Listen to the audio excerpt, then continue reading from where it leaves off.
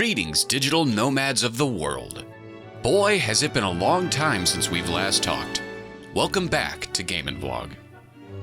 We're here today to share a really special experience with you all. This is a place that for a long time, we never imagined would actually be built in our lifetime. And when it was finally built, we never thought we'd be able to experience it firsthand. What am I talking about? None other than Super Nintendo World within Universal Studios Hollywood. Obviously, we live in a world where video game culture is as prevalent and mainstream as it ever might be. Consoles in every home, actual good video game film adaptations on the big screen, and now, theme parks that exist in the Western world. I always thought that would be something I would have to go over to Japan to ever witness in person, but more on that later. First, I want to talk about our experiences last month on our anniversary trip to Universal Studios Hollywood theme park in California. To start things off, we did purchase early entry for this area of the park. This add-on, in addition to our Universal Studios ticket, meant that we were able to enter Super Nintendo World an hour advance of the regular crowds, i.e. about 8 o'clock in the morning instead of 9 o'clock. In my opinion, this was a crucial addition to purchase if you truly want to get the most out of your Nintendo theme park experience. Once the gates are open, the regular crowd tends to flood their way down to the lower lot where Super Nintendo World is located, causing the wait times to balloon up. Since there is only one true Nintendo ride in the Hollywood park, that means load balancing for the wait times is not great. Mario Kart Bowser's Challenge was routinely posting about a 75-minute wait time during the peak of the day. Thankfully, due to our early entry and late night closeout plan, we ended up riding this ride 6 different times throughout the day. 3 times in the morning and 3 times in the evening. More than enough times to truly get the hang of things and understand the ins and outs of the ride itself. Based on what I've seen on the internet and my own personal experiences in theme parks, I was a little concerned about how I would feel about the ride. A lot of people complain about the fact that it is a slow, dark ride and not as thrilling as you would expect a Mario Kart ride to be. I've been around the block on just about every type of roller coaster and thrill ride you could expect from major theme parks, having visited Walt Disney World, Busch Gardens, Cedar Point, and a variety of other theme parks in the past. My love of theme parks is somewhat of a recurring theme on this channel. That said, seeing as I am a poster child for a Nintendo fanboy, I approached it with an open mind and I was thoroughly impressed. Before I get into the ride itself, I've got to highlight the fact that the queue might be the most impeccably designed one that I've ever experienced within an attraction. Even during the 6 times that we've walked through the attraction, I'm certain that there were several Easter eggs that I missed. Tons and tons of detail, hidden in every nook and cranny, make this whole queue feel like such a love letter to the Super Mario brand. This isn't some low-effort state fair ride with a logo slapped on it, that's for sure. You'll walk through highly detailed sets of Yoshi's Island with their adorable painterly art style, Bowser's Castle with a variety of props, Easter eggs, and even an alchemical assembly plant for some of the series baddies, and finally, the end of the queue culminates into a backlot set for a Mario Kart race, which includes a television set and locker rooms for some of our favorite protagonists. If this doesn't get you hyped up for the ride, I quite frankly don't know what will. They nailed this part of the ride. Once you make your way down to the lower levels where the track is, you hop into a cart of 4 and head off to the races. One minor complaint I have here is the lack of consistency within the theming. All the other areas of the ride are so well designed that the carts themselves leave a little to be desired. While they are your typical modern Mario Kart frame, they only seem to belong to Mario, even though they come in different colors. For example, a green cart doesn't have Luigi's insignia anywhere on it. It's literally just a green Mario Kart. The same could be said for any of the other colors on the ride. It doesn't necessarily break it, but it feels weirdly generic when compared to the rest of the hyper-specific ride details. Anyway, once you sit down, you'll need to connect the onboard augmented reality glasses that will magnetically snap to the Mario-themed visor that you picked up outside the TV studio part of the queue. This part is not just crucial to the gameplay, but it also makes a difference that impacts the aforementioned complaints about how slow the ride is. If you're only looking at the ride's physical sets and paying attention to the speed at which you are traveling, then you'll be impressed with the visuals, but not so much with the actual ride itself. These glasses will add in other racers, power-ups, and other racing hazards that truly make the whole attraction come to life. Mario Kart Bowser's Challenge is more of a shooting gallery a la Disney's Toy Story Mania or Men in Black Alien Attack over at Universal Studios Florida. From a theme park design standpoint, I can see where a true-to-form racing coaster or track ride would make the most sense for Mario Kart, but that's simply just not the direction that they chose. And it makes sense when you look more critically at what Super Nintendo World is as a whole.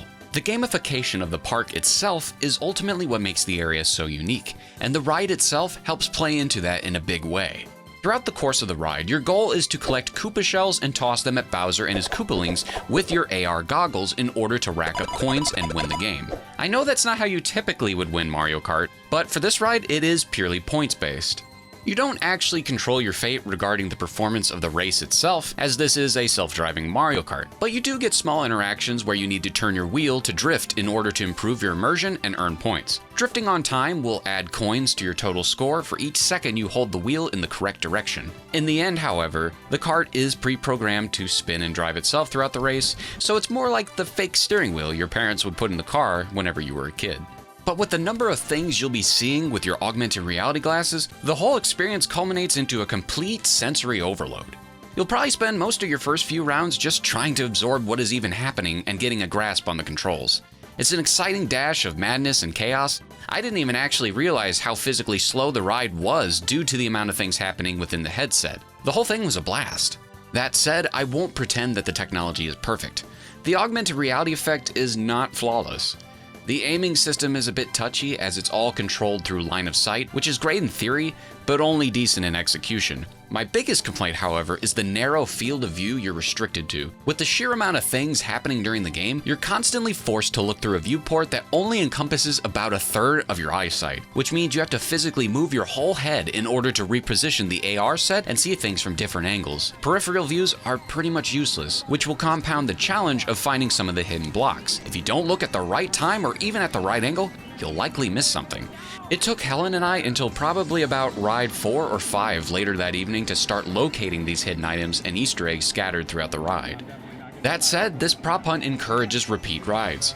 Like we said earlier, we rode Mario Kart Bowser's Challenge 6 times that day and absolutely could have ridden it more times than that.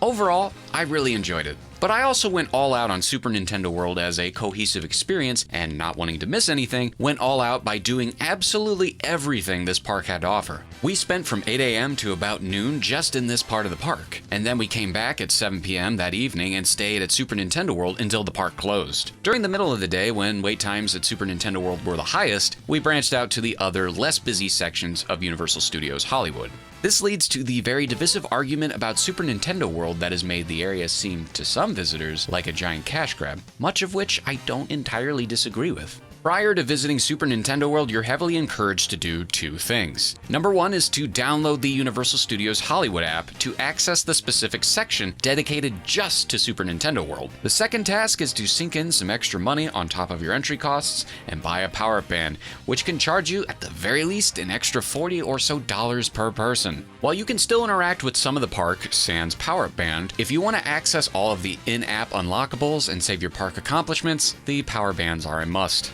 Helen and I, of course, each bought one and synced them to our apps. She bought the Princess Peach band, and I chose the special edition Gold Mario band, which was more expensive, but then I immediately turned into a Wario power-up band by flipping it over and wearing it upside down. So power-up bands are not exactly a great deal, considering how cost-prohibitive these parks are in general. But if you do purchase one, it will make all the difference in how much enjoyment you are able to get out of Super Nintendo World. I'd also like to take a second to acknowledge the fact that these devices shouldn't be considered one-offs.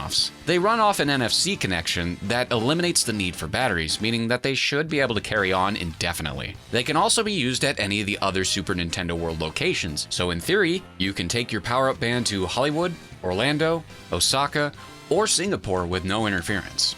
The bands unlock the ability to create your own account on the Super Nintendo World section of the app and start collecting coins and stamps for all of the various tasks that you can do within the area.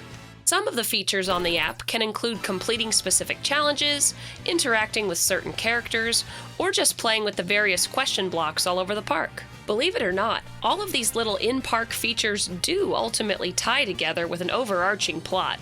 Bowser Jr. has stolen the golden mushroom and divided out the keys to his minions. Not to be confused with the banana-loving ones featured almost everywhere else in the park. To collect these keys, there are 4 different main mini-games you will need to complete. Number 1, Goomba Crazy Crank. Spin the wheel quickly to knock the Goomba backwards and off of the rolling platform. Number 2.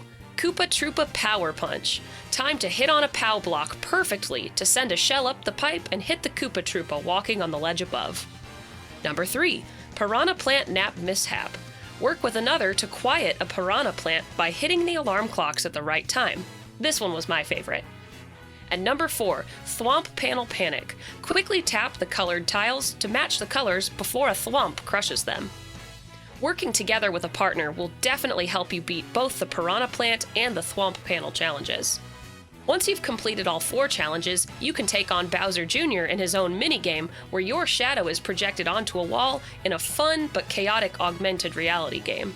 All of these were enjoyable challenges that felt very reminiscent of Boardwalk Midway games, with, of course, Nintendo's signature flair painted all over them. All of the little challenges scattered within Super Nintendo World yield high replayability, even going as far as to include a more difficult challenge mode if you come back a second time to play the games after defeating Bowser Jr. Every time you play and complete these games, you're raking in more stamps and coins to climb the leaderboard for the day. I found this element of the park to be especially addicting. My competitive nature drove me all around the park multiple times to find hidden stamps and coins, and by nightfall, I ended up finishing in second place for the park visitors for that day.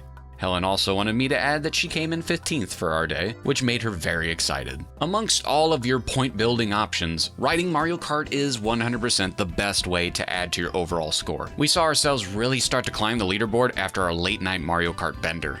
Beyond all of the rides and challenges, there also exists Super Nintendo Land's flagship restaurant, the Toadstool Cafe. If you head back to the upper lot, there also exists the Power Up Cafe, and while the Power Up Cafe is a solid place to get some cool drinks and snacks, I'm not going to focus on that location specifically, since we're really only talking about attractions within Super Nintendo World. To get into the Toadstool Cafe, you'll need to snag a dining reservation, which can be done through QR codes displayed at the entrance of Super Nintendo World, as well as right outside the cafe itself. Within the Toadstool Cafe, you'll find an area decorated, well, like the inside of a giant mushroom house. The most notable feature of the cafe, however, are its interactive video monitors. They make you feel like you've been dropped directly into the Mushroom Kingdom. If you're seated at the back of the house, you can see into the kitchen and watch the toads prepare your meal. If you're seated to the side of the restaurant, you can watch the toads stroll around outside, and occasionally you'll even see Bowser's airship fly by, in which the restaurant will actually become dimmer to emulate as if a giant airship is flying overhead and blocking the light. What a cool effect! We were really lucky, because we managed to eat here for both lunch and dinner that day, trying different menu items each time. Some of the fare we enjoyed included Bowser's Fireball Challenge, a 1-pound spicy meatball served with a Bowser-shaped puffed pastry and marinara sauce. This definitely had some kick to it, so don't take it lightly if you're not used to spice. It had a really nice aromatic quality to the heat of the sauce. Chef Toad's Short Rib Special, a delicate and juicy dish that felt surprisingly classy for theme park dining. The short rib was tender and delicious. A Piranha Plant Caprese Salad. This was a very well-designed caprese salad that was refreshing and exactly what was needed after 2 days of mostly heavy fried food. The Mount Beanpole Cake. This cake was cute and pretty tasty to boot, but given images that we've seen of the cake online, I think we might have drawn the short end of the straw. Ours didn't look as full as some of the other cakes. We were straight up missing a whole layer of strawberry. I guess that's what you get when you put the toads in charge of the whole shebang. And lastly, we washed it down with a Superstar Lemon Squash, a fizzy honey lemon drink packed with tropical bobas and jelly. If there's one thing we learned about drinks in California, it's that they pack boba and jellies in like every specialty drink. I think Aaron eventually got tired of having chewy things rolling up the pipe of his straw.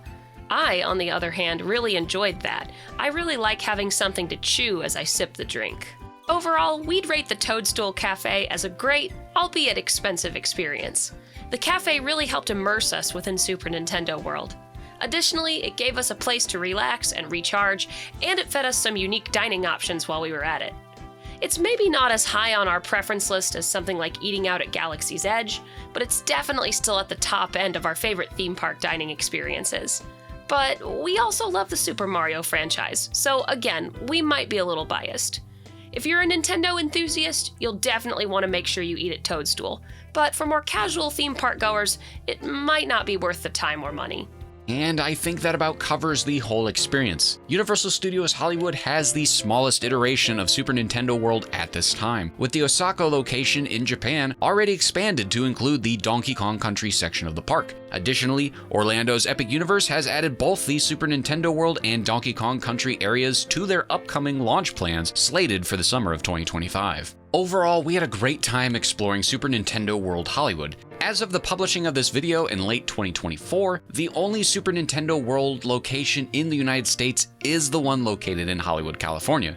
That said, we probably won't be coming back to this one because as Midwesterners, Universal Orlando and their incoming Epic Universe expansion will be closer and much more accessible to us. We will definitely be checking out that one in the upcoming years, as soon as all the grand opening crowd mayhem starts to pass. As a horror fan, I can't wait to see what they do with the Dark Universe section. In conclusion, Super Nintendo World is a fun way to warp pipe into this beloved franchise here in the United States. We can't wait until we get the chance to experience the full version of Super Nintendo World when we, in theory, visit Japan next year. There are a lot of exciting things on the horizon for us regarding geek and gamer culture, so much so that we are actually considering making a whole series documenting the things we do in Japan this next summer. With that said, it was nice to share some of our fun adventures with you again, and we hope to see you in the future. As always, thanks for watching.